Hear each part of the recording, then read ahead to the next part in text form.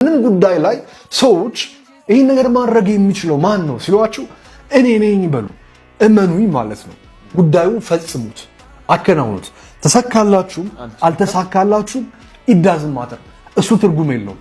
የሰዎች ስነ ልቦና ስለናንተ የሚመዘግበውና የሚይዘው ለናንተ ያላቸውን ክብር የሚወስነው ለምንም ነገር ፈጣን የሆነ ድፍረትን ቆንጆ ከሆነ የማስተዋል ምላሽ ጋር መስጠታችሁ ነው እንጂ ስለ እውቀታችሁ ማንንም አይመዘግብም። እመኑኝ። ነገር ግን ሰዎች ይሄንን ላለመቀበልና የእናንተን የበላይነት፣ ገዥነት፣ ደፋርነት፣ የነሱን ትንሽነት ላለመቀበል ግን የትኛውን እንደመዘገቡት ያስመስላሉ። ልክ ተሳሳቱ ይስቁባችኋል። ምናምን እንዴ እኔ ነኝ ብላ ተንቀጭቅጫ ወጣውና አልተዋረደች ምናምን እያሉ ይስቃሉ። ከዛ ሁሉ ሳቅ ጀርባ የሚሸፍኑት አንድ ትልቅ ድብቅ ነገር አለ። እሱ ምን ይመስላል? ናትናኤል ከፍተኛ የሆነ ምን አለበት እኔ እንደዚህ አይነት ድፍረት ቢኖረኝ ብሳሳት እንኳን መሳሳትን ሳልፈራ ፊት ለፊት ወጥቼ የማከናወን የማድረግ አቅሙ ቢኖረኝ የት በደረስኩ ኖሮ የሚል ከፍተኛ የሆነ ድብቅ የሆነ ጸጸት አለባቸው። እሱን ነው በሳቅ የሸፈኑት። መሳሳታችሁ አይደለም ሰዎችን የሚያሳስባቸው ጋይስ፣ እሱ አይደለም ሰዎችን የሚያሳስባቸውና የሚያስጨንቃቸው፣ የሚያስቀናቸው፣ ያስቆጣቸው በስተታችሁ ያላገጡትና የሳቁት ከሱ ያለው ትልቁ ጀርባ ምንድነው?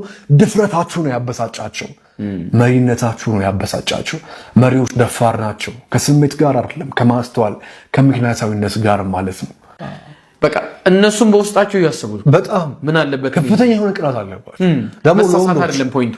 ለወንዶች በዚህ አጋጣሚ ከማይሞክር ወንድ ሂዶ ራሱን እንዳራዳ ቆጥሮ ጥግ ላይ ሂዶ በሚሳሳቱት ከሚስቀው ወንድ በላይ ሴቶች ሞክሮ ለተሳሳተ ወንድ ከፍተኛ የሆነ ሴክሹዋሊ ኢሞሽናሊ አትራክሽን አላቸው። ያ በደንብ ቢሊቭ ሚ።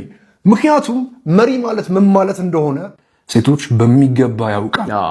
የተሳሳተ ወይንም የተስተካከለ ሰው አይደለም፣ ወይም ፍጹም የሆነ ፍጹም ያልሆነ አይደለም። መሪ ማለት በምክንያታዊነትና በልበ ሙሉነት የሆነ ውሳኔ መስጠት የሚችል ማለት ነው። ከዛ ስለሚፈጥረው ነገር ኃላፊነት የሚወስድ እሺ። ይሄ ግን ብዙ ሰው የለውም። የብዙ የበታችነት ስሜት ከዚህ ይመነጫል። ደፋር አለመሆኑ ብዙ ነገር አሳጥቶታል። በጣም ብዙ ነገር